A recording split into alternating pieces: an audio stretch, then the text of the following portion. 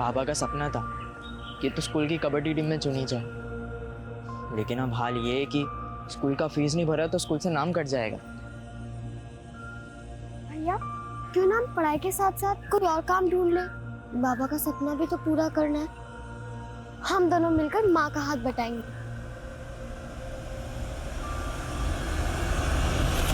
तो ऊपर वाला बड़ा है निर्दयी। अब इस उम्र में तुझे विधवा कर दिया, ऊपर से दो बच्चों का भार।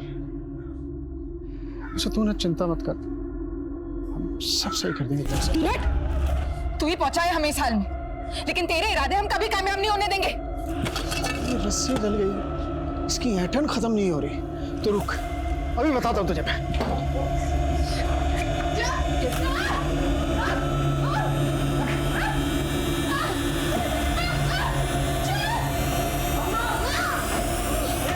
निकलो, हटो यहाँ से, हटो, निकलो यहाँ से। दोबारा हमारी अम्मा को हाथ लगाए ना, नामट बना देंगे तुमको। देख लूंगा तुम सबको, आई पाई को तरस लोगे तुम सब।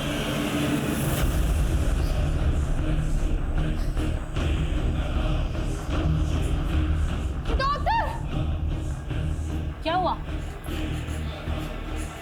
तुम इंजेक्शन रेडी करो फटाफट।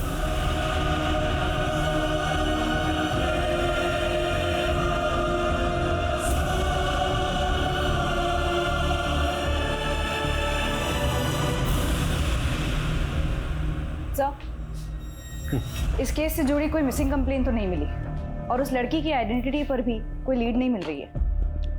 मैंने पता किया, उस लड़की के हाथ पे जो टैटू है वो कन्नड़ में वेंकट लिखा है। हो सकता है किसी आदमी का नाम हो जो उसके बहुत अजीज हो। सर हो सकता है वो लड़की कर्नाटका से यहाँ आई। मानसी एक काम करो, उस लड़की की फोटोग्राफ साउथ इंडिया के पुलिस हेडक्वार्टर्स में सर्कुलेट करो। Yes doctor. व्हाट? कोमा में चली गई? डॉक्टर जल्द से जल्द उस लड़की को कोमा से बाहर लाइए, इससे पहले कि क्रिमिनल्स अंडरग्राउंड हो जाएं। उसका स्टेटमेंट लेना हमारे लिए बहुत जरूरी है। सर मैं अपनी पूरी कोशिश कर रही हूँ, लेकिन मैं ऐसा कह नहीं सकती कि मैं लड़की को बचा पाऊंगी या नहीं बचा पाऊंगी। Okay sir. चलो अम्मा, हम बाजार से सब्जी ले आएंगे और बाकी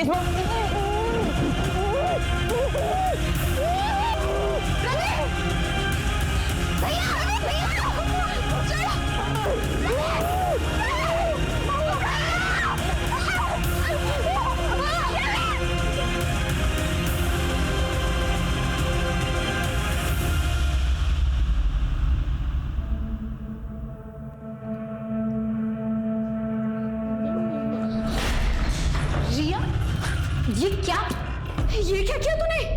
कहा था ना तुझे अपनी बेटी को काम पर मत लेके आना। अब इस नुकसान की भरपाई कौन करेगा? हाँ बेटा तू थोड़ा ध्यान रखा कर, ऐसी गलती होगी तो कौन काम पे रखेगा बता। एक काम भी छूट गया ना तो घर चलाना मुश्किल हो जाएगा। समझ नहीं आ रहा कि तुझे घर पर कैसे अकेले छोड़ के जाऊं। मम्मी मैं अकेली रह लूंगी, अब मैं बड़ी हो गई हूँ। तुम नहीं जानती कि दुनिया कितनी खराब है। मुझे आज भी याद है कि मैंने कितना सहा जब मैं छोटी थी। कविता का एक संसार था, लेकिन मुश्किल के वक्त में वो अकेले लड़ रही थी अपनी मौत के साथ। पुलिस को लग रहा था कि वेंकट कविता का कोई अजीज होगा, लेकिन अब तक पुलिस ऐसे किसी वेंकट को नहीं ढूंढ पाई थी जो कविता को जानता हो। कविता के गुनहगार उसके अपने थे या कोई गैर? दूर हो मुझसे, दूर हो।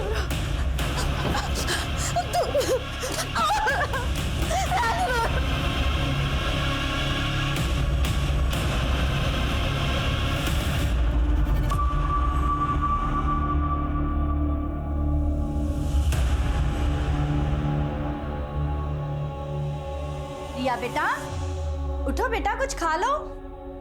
आ जाओ, उठो बेटा उठो। मुझे नहीं खाना, मुझे मम्मी के पास जाना है। रिया ऐसे रोते नहीं है, मैंने कहा ना मम्मी जल्दी आ जाएगी, कुछ खा लो। नहीं, आप रोज झूठ बोलते हो, मुझे मम्मी के पास जाना है। अच्छा एक काम करते हैं, मैं ना तुम्हें मोबाइल पर कार्टून दिखाती हूँ, फिर खाओगी।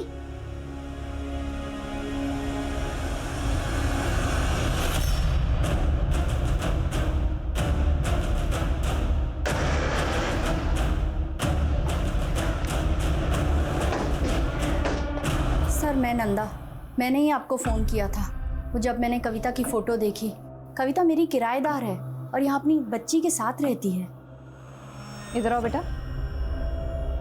सर, वो जब से कविता गई है तब से ही ऐसी डरी डरी सी ही रहती है। कविता का पति कहाँ रहता है? वो यहाँ नहीं रहता। कविता ने बताया था कि उससे पहले से ही अलग हो गई है। कविता के पति का नाम क्या है और कविता कहाँ की रहने वाली है? उसके पति का नाम तो मुझे नहीं पता। हाँ, कविता झारखंड की रहने वाली है। कविता के बारे में ज़्यादा नहीं जानती हूँ। अभी 4 महीने पहले ही वो यहाँ रहने के लिए आई थी। पर हाँ, उसका एक बड़ा भाई है और आखिरी बार वो उससे ही मिलने के लिए गई थी। हाँ कविता। दीदी, मैं अपने बड़े भैया से मिलने जा रही हूँ। आने में थोड़ी देर हो सकती है। आप तब तक रिया का ध्यान रखेंगे? हाँ हाँ बिल्कुल। अच्छे से रहना। बाय बेटा। बाय। लेकिन वो आई ही नहीं और जब मैंने यहाँ की पुलिस को बताया तो उन्होंने भी कुछ ज़्यादा इंक्वायरी नहीं की। कविता का भाई रहता कहाँ है? वो मुझे नहीं पता। कविता का नंबर तो होगा आपके पास? हाँ है। कविता के घर की तलाशी लो। हो सकता है कविता के घर में उसके पति और पति से रिलेटेड कोई क्लू मिल जाए। सर। नंदा जी, आपको किसी पे शक है जो कविता का ही हाल कर सकता है? हाँ सर, एक आदमी है मंगल, और मैंने उसके बारे में पुलिस को भी बताया था। पर 2 महीने हो गए, पुलिस उसे ढूंढ ही नहीं पाई। ढूंढ नहीं पाए मतलब? ये कौन है मंगल? क्या किया था इसने ऐसा? सर, 1 नंबर का नशेड़ी है। पूरा मोहल्ला उससे परेशान रहता है।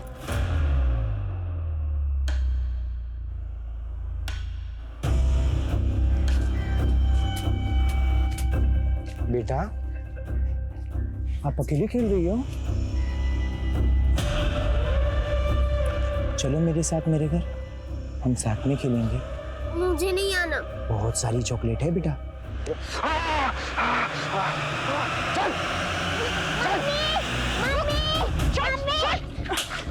तेरी हिम्मत कैसे हुई मेरी बेटी को हाथ लगाने की? तुम दोनों को अभी अंदर करवाती हो। रुको। ठीक हो तुम? लोकल पुलिस से कांटेक्ट करो, पता करो ये मंगल कौन है, इसकी पूरी हिस्ट्री निकालो।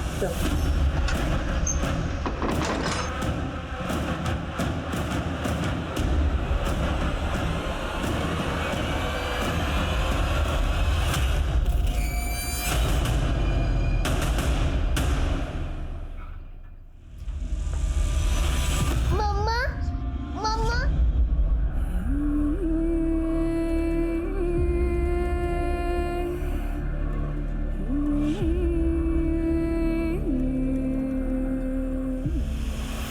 सर, गाजियाबाद पुलिस से मंगल और उसके दोस्त पिंटू का फोटो मिला है। कविता के गायब होने पर नंदा ने इन्हीं दोनों पर आरोप लगाया था। मंगल,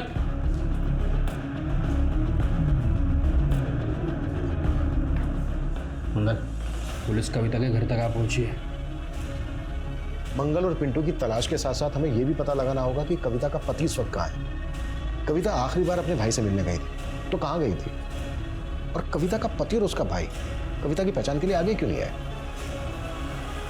कविता के घर से हमें ये 2 फोटोग्राफ मिले थे। हमें यह भी पता लगाना होगा कि कविता के साथ इनका क्या रिश्ता है। रिया बेटा, आप इनको जानते हो? कौन है ये? ये मेरे पापा है। अच्छा, तो ये आपके पापा हैं। बेटा, नाम क्या है इनका? संपत।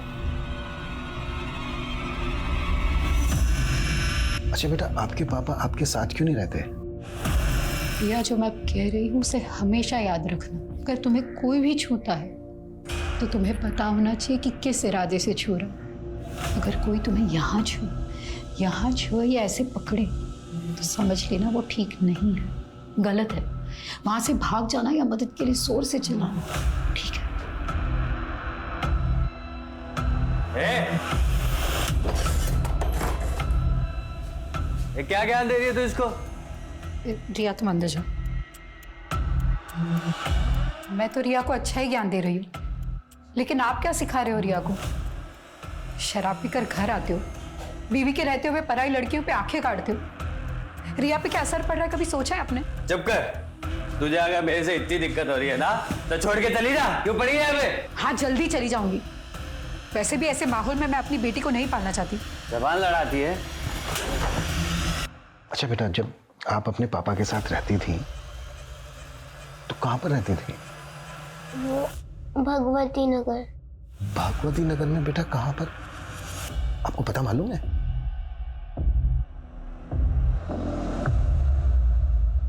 अच्छा बेटा, ये कौन है, इनको जानते हो? ये मेरे प्रवीण मामा है। तो बेटा ये जो साथ में है ये आपकी मामी होंगी, है ना? हाँ, सुजाता मामी। बेटा आपकी नंदा आंटी ने बताया था कि आपकी मम्मी आपके प्रवीण मामा से मिलने गई थी। आपको पता है वो क्यों गई थी? और आपके प्रवीण मामा और मामी कहाँ पर रहते हैं? पता नहीं। आपके प्रवीण मामा और मामी का कभी कोई झगड़ा हुआ था?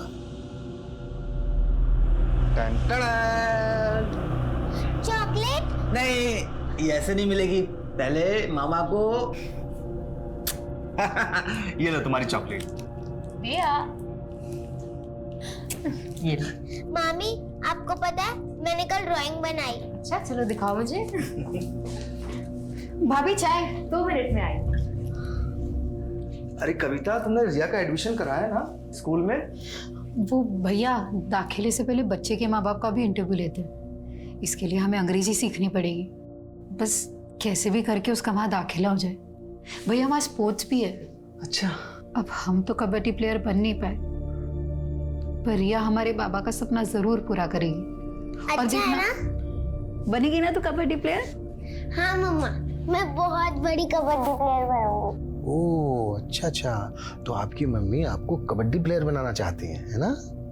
Strong girl. अच्छा बेटा, आपकी मम्मी के ना यहाँ पर हाथ पर बेटा ये एक कन्नड़ में ना एक नाम लिखा है, वेंकट। बेटा आप बता सकते हो ये वेंकट कौन है?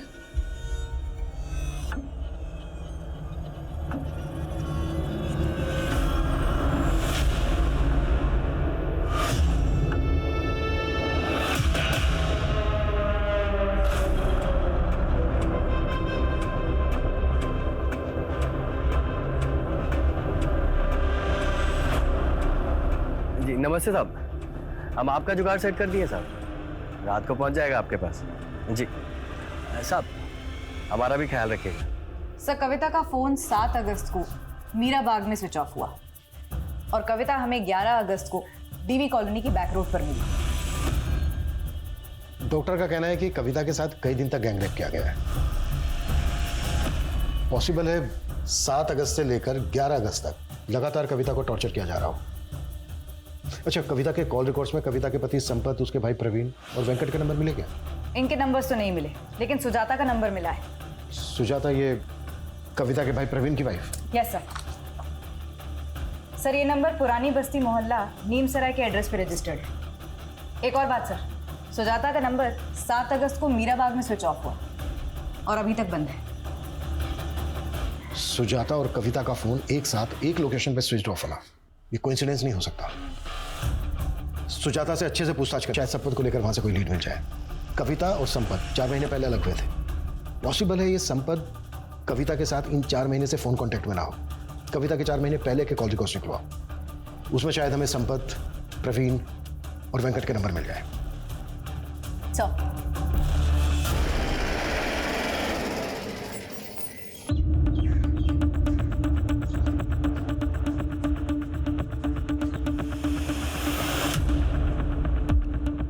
यहाँ तो अक्सर ताला ही लगा रहता है। सुजाता बहुत कम ही रहती है यहाँ पे। और उसका पति प्रवीण, वो नहीं रहता यहाँ पे? उसका तो कोई पति है ही नहीं। पति नहीं है? हमें तो पता चला कि ये उसका पति है। इसे तो कभी नहीं देखा यहाँ पे। और ये कविता नाम है इसका? इसे भी नहीं देखा। सुजाता की फैमिली में और कौन कौन है? उसकी कोई फैमिली नहीं है, वो अकेले ही रहती है। और जब भी आती है तो नए नए आदमी आते जाते रहते हैं। हमने तो सुना है वो धंधा करती है। What? सुजाता एक प्रोस्टिट्यूट है? कविता और सुजाता का फोन एक साथ 7 अगस्त को मीरा बाग में स्विच ऑफ हुआ था। मैंने कहा था ना ये कोइंसिडेंस नहीं हो सकता। सुजाता इस वक्त हमारी प्राइम सस्पेक्ट है। हमें सुजाता और प्रवीण दोनों को ढूंढना होगा। और थोड़ा देना, बाद में दूंगा भाई। अरे वो मंगल मांग रहा है। एक पुलिस, अबे भाग!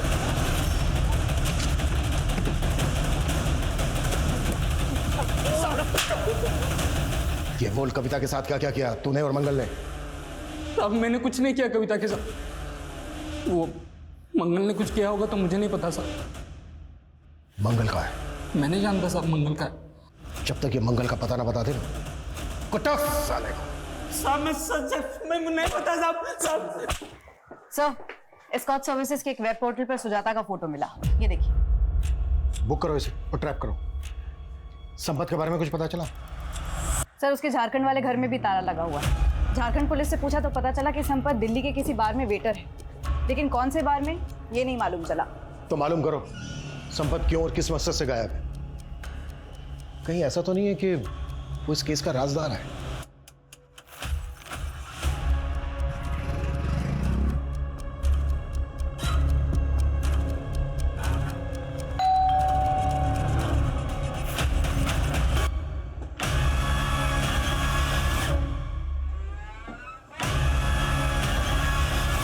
चलें। नहीं सर, आप जिस नंबर की बात कर रहे हैं वो मैं नहीं इस्तेमाल करती थी। वो तो कविता का भाई प्रवीण इस्तेमाल करता था सर। तो प्रवीण कहाँ है? सर मुझे नहीं पता कहाँ है वो। देखो, हमें पता चला है कि तुम प्रवीण की वाइफ हो। हम तो सिर्फ अच्छे दोस्त थे, और प्रवीण तो किसी का पति बन ही नहीं सकता। क्यों? सर वो नामर्द है सर। प्रवीण नामर्द है? मैं झूठ नहीं बोल रही हूँ सर, इसीलिए तो वो सबसे अपनी पहचान छुपाता रहता था। लेकिन वो शुरू से ऐसा नहीं था सर, उसे नामर्द बना दिया गया था। मतलब? कविता और उसका परिवार झारखंड के एक छोटे से कस्बे में रहते थे। वहाँ पे ज़मीन के विवाद में कोई नारायण नाम का आदमी, उसने उसके बाप को मरवा दिया, और उसी आदमी ने उसकी माँ का रेप करने की भी कोशिश की। दोबारा हमारी अम्मा को हाथ लगाए ना, नामर्द बना देंगे तुमको। इसी बात का बदला लिया था वो लोग ने प्रवीण से। सर ये सब मुझे प्रवीण ने बताया था, कैसे वो लोगों ने उसको एक दिन अगवा भी कर लिया था। नामर्द बनाएगा? ये क्या कर रहे हो? नहीं। आज बताता हूँ तुम्हें कौन किसने नामर्द बनाएगा। सर उन दोनों के साथ कभी कुछ सही नहीं हुआ। वो बेचारे अपनी माँ को लेकर शहर आ गए। हमारे पड़ोस में ही रहते थे। उसकी माँ और उसकी बहन घर घर जाकर काम करके अपना गुजारा कर रहे थे वो लोग। और इस हादसे के बाद तो प्रवीण जैसे डिप्रेशन में चला गया था। कई सालों तक तो हमें लगता था कि प्रवीण को कोई दिमागी बीमारी है, वो इतना चुप चुप रहता था। सर कविता ने मुझे कभी नहीं बताया कि प्रवीण के साथ क्या हुआ है, लेकिन मैं मन ही मन प्रवीण को पसंद करती थी। और फिर एक दिन मैंने उसे बाजार में इसे देखा। जब उसकी माँ गुजर गई और कविता की भी शादी हो गई, उसके बाद तो प्रवीण और भी अकेला हो गया था। लेकिन मैंने एक सच्चे दोस्त के नाते उससे मिलना बंद नहीं किया। वो तो कविता की बेटी और उसके पति को भी अपनी सच्चाई नहीं बताया। उन्हें यही लगता है कि मैं उसकी बीवी हूँ। लेकिन तुमने अभी तक ये नहीं बताया कि प्रवीण कहाँ है। सर कई महीनों से मैं प्रवीण से नहीं मिली हूँ। कविता का पति कहाँ है अब? इस बारे में मुझे नहीं पता सर। कविता कौन से गांव की रहने वाली है? गोदा गांव के रहने वाले हैं वो लोग। कविता के हाथ में यहाँ टैटू है एक, जिसमें कन्नड़ में लिखा है वेंकट। ये वेंकट कौन है? मुझे नहीं पता सर।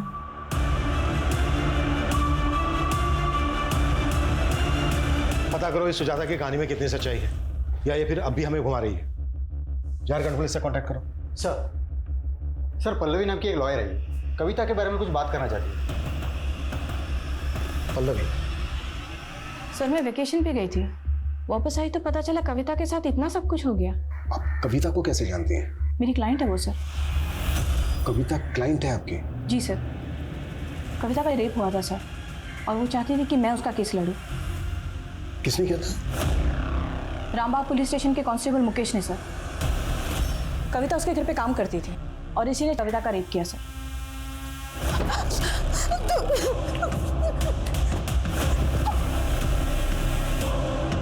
एक पुलिस कांस्टेबल ने कविता का रेप किया था? जी हाँ सर, और उसके पति ने भी उस बेचारी का साथ नहीं दिया सर। ये आंसू बहा के मत दिखा। हाँ क्या भरोसा, तू खुद सोई हो उसके साथ जाकर, और जब मन भर गया और लगा कि मुझे तेरे इस रिश्ते के बारे में पता चल जाएगा तो नाटक कर रही है। कैसे आदमी आप, मेरे साथ इतना सब गलत हुआ और मुझ पे ही लाछन लगा रहे। तो तेरी क्या आरती उतारूं मैं? चुप करके बैठ जा। और है ना, तू जानती है ना वो कितना पावरफुल आदमी है, कुछ नहीं कर सकती तू उसका। मैं चुप नहीं रहने वाली, चाहे आप मेरा साथ दें या ना दें, मैं इंसाफ लेके रहूंगी। तुम्हारा रेप हुआ 16 फ़रवरी को, तुम पुलिस स्टेशन पहुंची 18 फ़रवरी को। 2 दिन क्यों चुप रही कविता? मैं बहुत डर गई थी मैडम, मुझे लगा कि मेरे पति मेरे साथ थाने चलेंगे, लेकिन मैं उस कांस्टेबल के बड़े साहब से भी थाने जाके मिली, लेकिन वो बोले कि मेरे मेडिकल रिपोर्ट वाले कहा कि मेरा रेप ही नहीं हुआ। तुम्हारा रेप होने के 2 दिन बाद तुम्हारा मेडिकल हुआ था ना, तो इसीलिए शायद मेडिकल रिपोर्ट में रेप कंफर्म नहीं हुआ होगा। और तुम आई भी तो मेरे पास रेप होने के 1 महीने बाद। तो क्या आप भी मेरी मदद नहीं करेंगे? उसकी आंखों में सच्चाई थी सर। ये केस मेरे लिए भी काफी मुश्किल था, पर मैंने तय कर लिया था कि मैं कविता का केस लड़ूंगी। आप जो ये कह रही हैं, आपके पास कोई एविडेंस है? इससे बड़ा क्या सबूत होगा सर? जब से मैंने कविता का केस लिया मुझे धमकियां मिल रही हैं। देख वकील, कविता का केस छोड़ दे, अगर उसका केस लड़ा ना तुझे रेप करके काट देंगे हम। कौन थे वो लड़के? उन दोनों की शक्ल नहीं देख पाई सर, दोनों ने हेलमेट पहन रखा था, पर हाँ मैंने बाइक का नंबर नोट किया सर, क्रॉस चेक भी किया मैंने आरटीओ से, नंबर प्लेट फेक था सर। मुझे यकीन है सर, ये दोनों भेजे हुए गुंडे ये मुकेश के ही थे। आज कविता भले ही कौमा में है सर, लेकिन मैं उसकी लड़ाई जारी रखना चाहती हूँ। आपसे बस यही उम्मीद है कि कविता को इंसाफ दिलाते टाइम आप ये नहीं देखेंगे कि आरोपी आप ही की तरह एक पुलिस वाला है।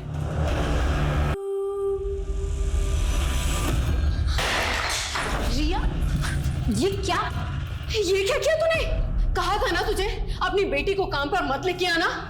अब इस नुकसान की भरपाई कौन करेगा? हाँ, आखिरी बार बोल रही हूँ, इसे काम पे मत लेके आना। अरे इतना अच्छा शोपीस तोड़ दिया, देखो तो। बच्चे क्यों डांट रही हो तुम? है छोटी सी चीज तो तोड़ी है।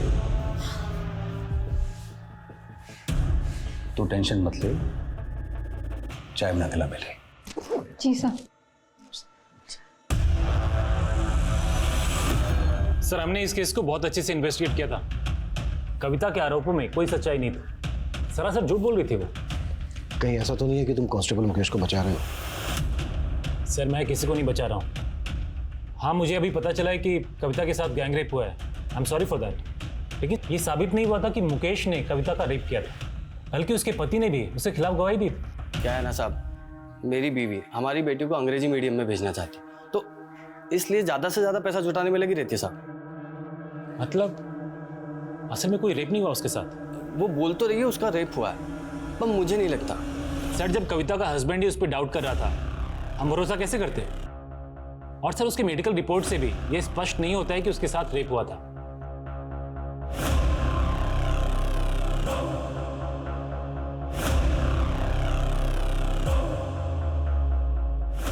नहीं सर, ऐसा नहीं है जैसा आप कह रहे हैं। सर दरअसल क्या है कि कविता की बेटी ने हमारे घर में एक कीमती सामान तोड़ दिया। मेरी बीवी उदिता ने उसकी बेटी को डांट दिया। बस सर इसी खुंदक में उसने मुझे बदनाम करने की कोशिश की। लेकिन उसके पति ने तो स्टेटमेंट दिया है कि वो ये सब करके तुमसे पैसा वसूल करना चाहती थी। कहीं ऐसा तो नहीं है कि वो स्टेटमेंट देने के लिए तुमने उसके पति को खरीद लिया था? सर मैंने ऐसा ना तो किया है और ना ही मेरे खिलाफ कोई ऐसा आरोप साबित हुआ है। इनफैक्ट मैं तो छुट्टी लेके चला गया था जब ये इन्वेस्टिगेशन शुरू हुई थी, ताकि इन्वेस्टिगेशन अच्छे तरीके से हो जाए। और फाइनली सच्चाई निकल कर आई सबके सामने और मुझे मेरी वर्दी वापस मिल गई। पर उसने कसम खाई थी तुम्हारी वर्दी उतरवाने की। वो भी कोर्ट में जाना चाहती थी तुम्हारे खिलाफ। कहीं ऐसा तो नहीं है कि इसी डर की वजह से तुमने? सर मैं अभी भी रेडी हूँ, आप जो इन्वेस्टिगेशन करना चाहते हैं कर लीजिए, और अगर कोई भी चीज़ मेरे खिलाफ आती है तो मैं सजा पाने के लिए भी तैयार हूँ। जिस कॉन्फिडेंस के साथ कांस्टेबल मुकेश बात कर रहा था, उससे तो यही लग रहा है कि उसने फुल प्रूफ प्लान बनाया होगा। आई एम श्योर इसने कविता के हस्बैंड को भी खरीद दिया होगा। सर हो तो ये भी सकता है कि कांस्टेबल मुकेश ने मंगल की रंजिश का फायदा उठाकर ये कांड करने के लिए उसका इस्तेमाल किया। सर कविता का फोन मीराबाग में ही बंद हुआ था, और सर उसी दौरान वहाँ की पुलिस को एक किन्नर की लाश मिली थी। सर इसका फोटो है। सर इस लाश की पहचान नहीं हो सकी थी, इसलिए इसका अंतिम संस्कार कर दिया गया। लेकिन सर इस लाश का चेहरा कविता के भाई प्रवीण से हूबहू मिलता है, और सर प्रवीण भी तो किन्नर ही था। इसका मतलब सिर्फ कविता ही नहीं, बल्कि कविता का भाई प्रवीण भी क्रिमिनल्स के टारगेट पे था। जी सर, सुजाता ने हमें जो इन्फॉर्मेशन दी थी वो भी सही थी सर। 12 साल पहले कविता के पिता सुबोध की हत्या हुई थी, जिसका प्राइम सस्पेक्ट नारायण ही था। लेकिन सर पुलिस को नारायण के खिलाफ कोई सबूत नहीं मिला था। पर क्या 12 साल पुराने उस हादसे का इस केस से कोई कनेक्शन हो सकता है? शक के आधार पर पुलिस नारायण को भी इन्वेस्टिगेट कर रही थी। 12 साल पहले हुए गुनाहों से ज्यादा उसने मौजूदा वक्त में बर्बरता देखी। जिंदगी के अलग अलग पड़ावों में उसने ज्यादतियों के पहाड़ ढोए हैं। बचपन में उसकी मासूमियत पर वार किया गया और शादी हुई तो पति की घरेलू हिंसा का वार किया गया। बेटी को अच्छी शिक्षा देने के लिए उसने काम शुरू किया तो उसकी अस्मिता पर वार किया गया। क्या उसे किसी भी मोड़ पर इंसाफ मिलेगा? इस बात को नहीं झुठलाया जा सकता कि उसके साथ गैंग रेप हुआ था और उसका शरीर ही नहीं, अब उसकी आत्मा भी चोटिल थी। उसकी बची कुची सांसें भी इंसाफ के लिए गुहार लगा रही थी, लेकिन इंसाफ की लड़ाई जारी रख पाना अब उसके लिए बहुत मुश्किल नजर आ रहा था। क्या उसके गुनहगार उसके अटूट हौसले से भी ज्यादा ताकतवर थे? राकेश, 7 अगस्त को कविता को अपनी किस पार्टी के पास भेजा था तूने जिसने उसका यह हाल किया? साहब मैं मानता हूँ मैं गलत आदमी, ये लड़कियों का धंधा करता हूँ, पर साहब मैंने कविता के साथ कुछ भी गलत नहीं किया। कांस्टेबल मुकेश से कितने पैसे लिए तूने? साहब मैंने कोई पैसे नहीं लिए साहब। तो तुझे यकीन था कि कविता का रेप नहीं हुआ? साहब तब यकीन नहीं था, पर अब लग रहा है बहुत बुरा हुआ उसके साथ साहब। लेकिन मैं इसमें शामिल नहीं हूँ साहब, सच बोल रहा हूँ, माँ कसम साहब। वेंकट कौन है? वेंकट? हाँ वेंकट, कविता के हाथ पे कन्नड़ में लिखा है वेंकट। कौन है ये? हाँ साहब, वो कविता के कलाई पे साउथ इंडिया भाषा में कुछ लिखा तो था, पर साहब मुझे नहीं पता वो वेंकट लिखा था साहब। साहब वो बोली थी वो शादी के पहले का लिखा था, उसकी माँ के साथ कर्नाटका गई थी तो मंदिर के बाहर गुदवाया था। ये मंगल तेरे रैकेट का हिस्सा है ना? मैं नहीं जानता साहब किसी मंगल को।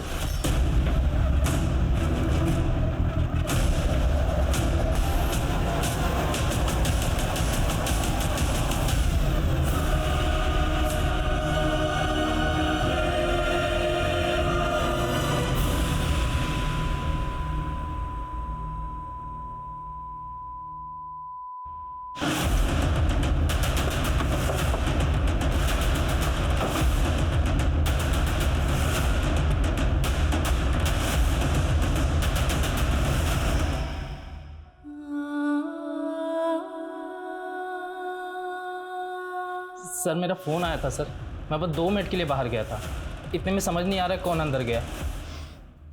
तुम्हारे इस फोन और 2 मिनट के चक्कर में एक इंसान की जान चली गई। सीसीटीवी फुटेज निकलो। सर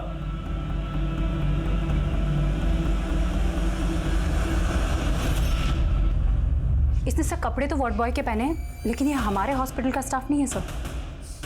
इस आदमी की फोटो हर जगह सर्कुलेट करो, पता करो ये कौन है। हॉस्पिटल के बाहर का सीसीटीवी फुटेज भी चेक करो ये आदमी कहां से आया, किस डायरेक्शन से आया और किस डायरेक्शन में भागा। क्विक!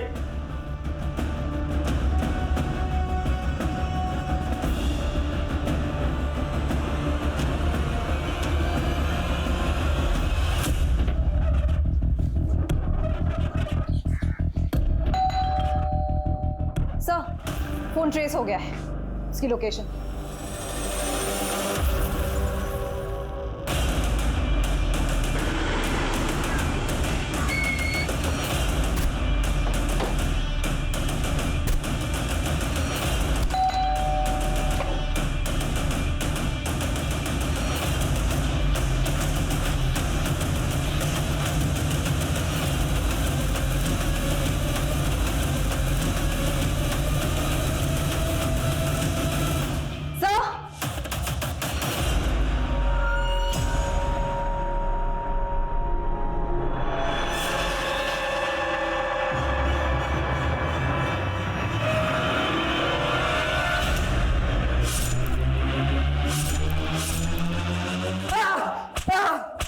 मानसी, चलो हो जाओ शुरू। बताता हूँ सर, बताता हूँ सर। पहले हमने उसके भाई को मारा। हाँ।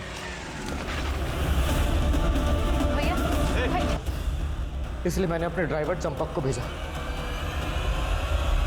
और ये सब तुमसे पल्लवी ने करवाया ना? हाँ। मैं नहीं जानती इसे। 2 लड़कों ने आपको जान से मारने की धमकी दी थी ना?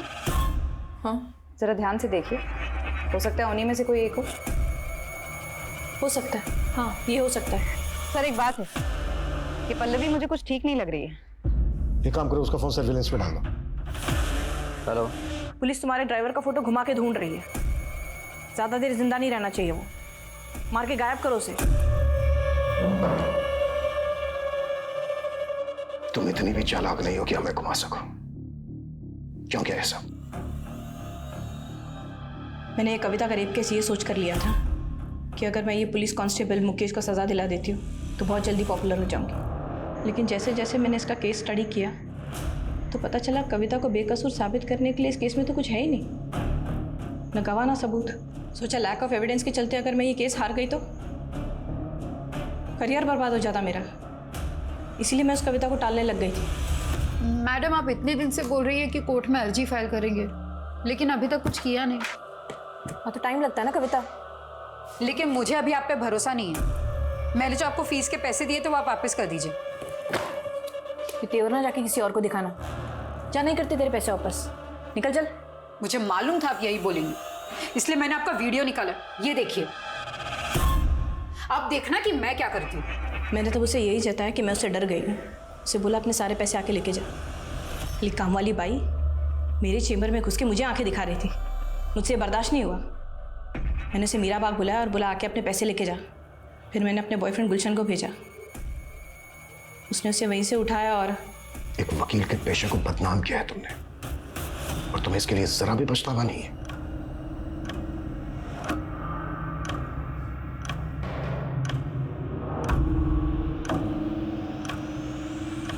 हम अक्सर देखते हैं कि इंसाफ की लड़ाई सौदेबाजी का व्यापार बन जाती है।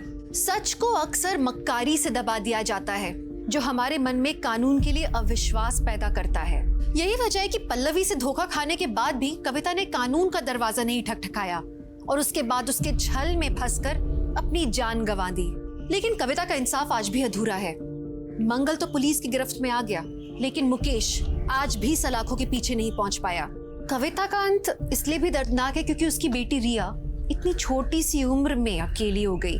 रिया का भविष्य कैसा होगा ये सोच के भी डर लगता है, क्योंकि इस दुनिया में एक बच्ची के लिए, एक औरत के लिए जैसे दिन ब दिन वहशियत बढ़ती ही जा रही है। लेकिन नहीं, अब और सहन नहीं करेंगे। औरत खुद के लिए अब अपनी दुनिया बदलेगी। एक औरत ही औरत का साथ देगी, तब असल में बदलाव होगा। तो चलिए, मैं दिव्यांका त्रिपाठी दहिया अब लेती हूँ आपसे विदा। फिर मिलूंगी एक नए केस के साथ। तब तक देखते रहिए क्राइम पेट्रोल सतर्क, विमेन अगेंस्ट क्राइम। एक औरत पर वार, अब हर औरत का भार। स्वस्थ रहिए, सतर्क रहिए।